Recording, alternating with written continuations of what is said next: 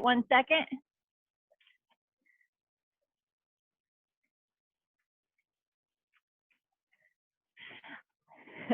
All right, welcome to Tuesday Talk. We are live, folks. I am coming to you from a different location today.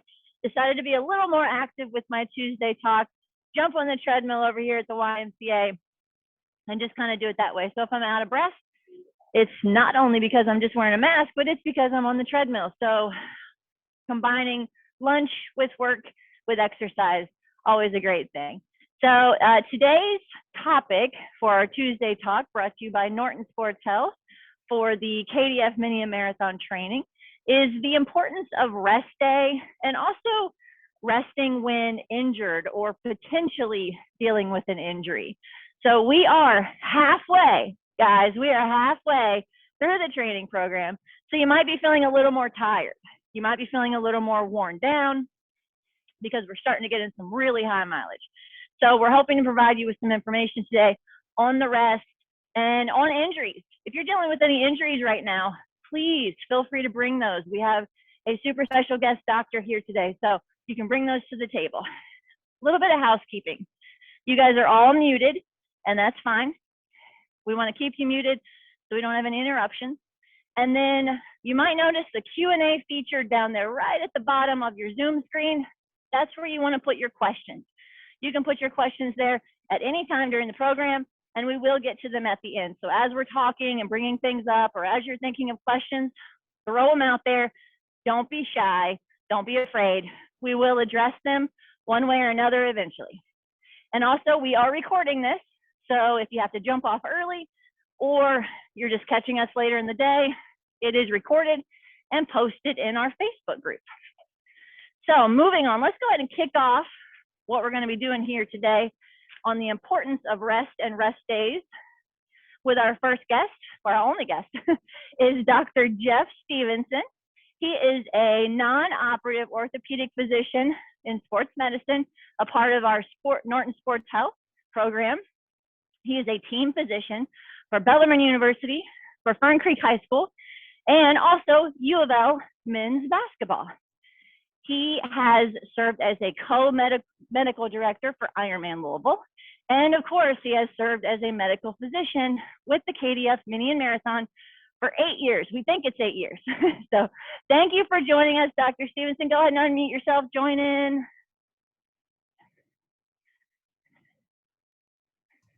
Maybe. All right, I think we're good now. Right. Hi, okay.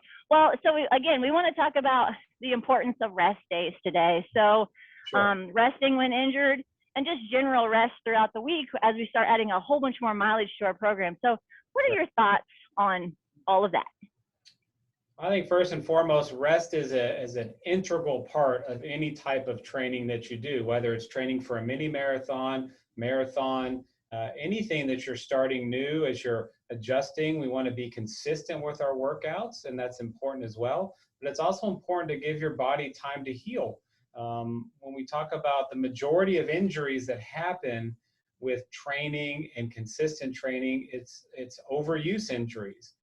So that means your body's tissues, whether it's the joints or the tendons or ligaments, they can't hold up to the demands of this workload. That's why it's important to gradually progress and follow a regimented program. So I think rest is an integral part to allow your body to heal, which in turn allows you to be able to hold up to more challenges. If you're continually challenging your body without building in rest, then at some point you're going to reach a point that you're more susceptible to injuries. And so that's why rest is very, very critical. I think another thing you think about for rest is it's also kind of a mental break. You know, when you're going daily and you're doing all these new things, sometimes it's good to take a day and just get away from it, do something different. I think those days can be, you know, it can be go get a massage, foam rolling, stretching, yoga. I mean, that can be included in a rest day. So it's not as though we want you to go lay on a couch, but taking away the strenuous exercise and exertion on the body, I think is critical. So just that mental well-being to help whether it's working towards just knowing, all right, I got to push myself because I got a rest day tomorrow. So we have that aspect of it, or just knowing we're working towards that.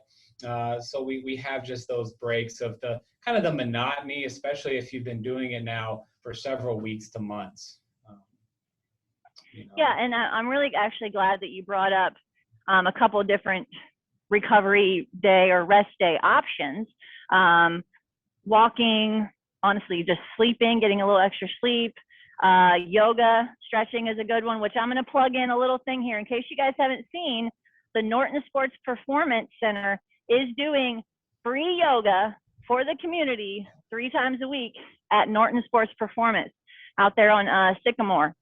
It's Tuesday at 6:30 p.m., Thursday at 6:30 a.m., and Saturday at 8 a.m. So free.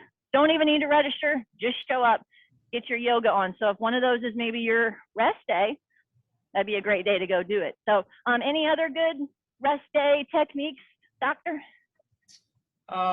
Techniques, no, I think just sometimes it can be just hopefully enjoying time with the family, or taking your dog for a walk, or doing some of the things that you maybe don't have enough time for due to work and training and everything that you're doing. So whatever you find to give you pleasure in life, go play some tennis, or golf, or whatever it may be that you enjoy doing. I think just give yourself that mental break. Right. So a rest day doesn't necessarily have to be sitting on the couch with your feet up doing nothing all day, right? Correct. Now it can be, but maybe not all day, so I think it's important because it's really about trying to not fatigue your body. We fatigue our bodies. Number one, you're not going to perform as well, so you're not going to be able to train as well. And then you increase your injury risk, and that's obviously what we're trying to avoid, because when we injure ourselves, that's a more extended rest, and then you're getting into deconditioning and detraining and having to fight back through that. So look, you're going to have aches and pains along the way. That's just part of working out and part of being active. So trying to limit injury is really an important part of rest. All right. So I have a few questions I'm actually going to pull from our Facebook group. And quick reminder, guys, Q&A section down there, put your questions. It doesn't even have to just be about rest. If you're dealing with any pains, aches and pains, or issues right now, throw those out there too. This is your live Q&A here, so throw it out there.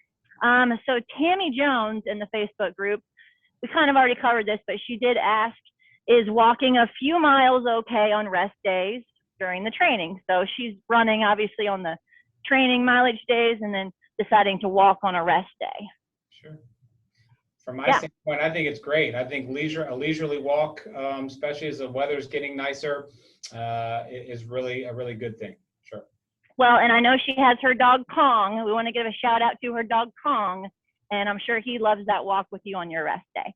And then I did notice something. Charles Neal in our Facebook group posted that he actually was setting out to do his 15-mile, which was this past weekend, and he had to pull up at 7.5. He wasn't feeling it, and he put, listen to your body. So thoughts on that? He was smart to do that, right? Well, sure. I mean, I think that is a general rule of thumb, and I like to say that all the time. If you're doing something and it's hurting consistently, you probably don't need to be pushing through that, especially if it's getting worse the more you try to go, because we all want to try to accomplish that goal for the day. But sometimes it's better off to say, look, I gave this a go. My knee's hurting, my heel's hurting, my whatever it may be. But if your pain is incrementally increasing as you're trying to go through, your body's telling you that you're doing too much, generally. Yep. And then I had another question about, so running when you're sore. So I guess the soreness is different between running when you're sore because maybe you went and did some cross training, like some strength training, versus when you're sore from just a really hard, long run. Sure. Well, I would look at it, I mean, we all face muscle soreness. That's just a consequence of either challenging your body and doing something different. I think when you see that a lot when you first start going, you have to get loosened and get stretched. So part of it can be, well, start with some stretching, active warm up, see how that works to loosen up that muscle tissue. I think if it's a soreness that gets better and eases up through like the active warm up, and you're able to start a jog into a run, and you're not really having that pain, then I think that's okay, because it does help work that tissue to get oxygen there, to help decrease some of that lactic acid that can be built up in a muscle tissue that causes pain. So I think looking at a day that you're starting out sore, you say, well, let me do some simple stretching. If you like foam rolling, do that. If you can do an active warm up and get the body moving, get blood flowing, get things loosened up, and that gets better, then I think you can go for it. If you start to notice that, hey, I'm feeling pretty good, but then things start to tighten up on you, that's a time where you may want to kind of back down for that day so you don't continue to push through that. Okay. And then I also wanted to touch on recovery time after each thing. So how do you determine how long of a recovery time your body truly needs after, let's say, a 3-mile run versus a 16-mile run, or a strength training day, and the next day you're supposed to run 3 miles? How do you kind of determine that? Because I know I have a Garmin watch, and it kind of tells me when I'm done with a bike, like, you should have 16 hours recovery time. Do I always take it? No. Yeah. But, how is that determined? I mean, I don't know how to reliably take what a piece of electronic tells you that your rest time should be, so. I never listen to it, no. I think, sure. I mean, most people are going to err on the side of caution. I think you have to go back to the point that was made. You have to listen to your body. Most folks know when they should or shouldn't be doing something because it just doesn't feel right, or you're just too sore. That doesn't mean that you still have to be active, but when you're talking about trying to get back and putting in those miles, it doesn't necessarily mean that you have to go at the same intensity all the same time. Just getting in that mileage, building up your cardiovascular endurance. I think the number one thing is listen to your body. There's no strict, you have to wait so many hours before doing it. I think it just depends on everybody. And like I said, most times we have muscle soreness because we have the byproducts of exercise, which is that lactic acid in the muscle tissue. So anything you can do to try to reduce that. Some people like to ice a lot, ice baths, cryotherapy, those things can help. Once again, stretching, massage, foam rolling. I think as long as we're able to work through the aching without having more of a sharp, severe stabbing type of pain, then generally we're going to be okay. Okay. And then the last thing I'm going to pull from the Facebook group, which, by the way, guys, if you got your Q&As, now's the time to drop them. I wanted to touch a little bit on the training program that I created and how I added in recovery weeks, which is basically just, let's say we're hitting it hard, moving the mileage meter up for 2 to 3 weeks, and then we take a next week to drop the mileage back down, only to hit it even harder the following week. Can you kind of explain from a medical perspective maybe why we do that?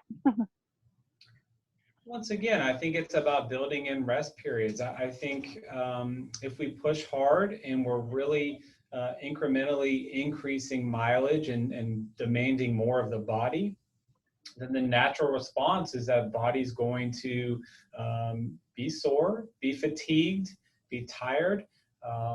So I think building in that rest, whether it's, obviously 1 day of rest is different than taking, say, 3 days, or just limiting what you're doing, focusing more on the cross training, strength training for a week, but still getting out there and following the schedule. I think it just has to do with, we're shocking our system by increasing mileage, then giving it a chance to kind of reset. You're not going to lose a tremendous amount in a week as long as you're still staying active with other things, and then being able to hit it where you've achieved and then keep moving forward. So it's about just that incremental, progressive shock to the system, let it rest, come back and do it again to keep pushing those limits. Right, and that's exactly why I set it up that way. It's almost like you have a goal you know, for 3 weeks in a row, I'm going to do my long run 14, 15, 16 miles. But then my goal is next week, oh my gosh, I only have to run 12. And mentally, that's good for you too, because you're thinking, oh, next week's going to be at least a little bit easier, a little bit of a break mentally and physically. And then you come back and your body's kind of raring to go. You know, you got that muscle memory there. So you're raring to go that next week. I think for me, I mean, I'll be honest, I'm not a huge distance runner, but just in principle, I think it's nice to, if you bump up that mileage and then you drop down for a week and you say, oh, I can do this pretty easily. Like I'm good. Like I've gone past this and now I'm at this level and look, this is easier, you know? Yeah, it's a great confidence builder, right? Yeah. Mm-hmm. Yeah. Awesome. Yeah, well, so I'll tell you what, it looks like we don't have any Q&As. Everyone seems to be experts on rest, so we're really good. We're really good with that. And I'm really happy to not see a bunch of questions about injuries, which means that everyone's staying healthy. So that's awesome too. I'm glad to see that. So I guess we're just going to have a quick, short and sweet Tuesday talk today, but I do want to mention that next Tuesday talk, we are going to talk about cross training. I'm going to be out at the Norton Sports Performance Center, and we're going to talk a little more in depth about cross training. We've given you guys some ideas and some, you know, stretches and workouts to focus on, but we're going to really give you kind of like the top 10 cross training exercises for distance runners. So make sure you tune in next week, Tuesday talk at noon. I believe that is March 9th. And we will be live as usual, so anything can happen. And we'll be raring to go next week. So bring your questions, wear your workout gear, maybe join us for your lunchtime Tuesday workouts that day, and we'll have some fun. So thank you so much, Dr. Stephenson, for joining us. And thank you for all your expertise. And I want everybody to go out and get your run. I'm on the treadmill right now, so hopefully that kind of motivates you. Let's go out and get that run, and I will see you guys next Tuesday. Thank you all. Good luck.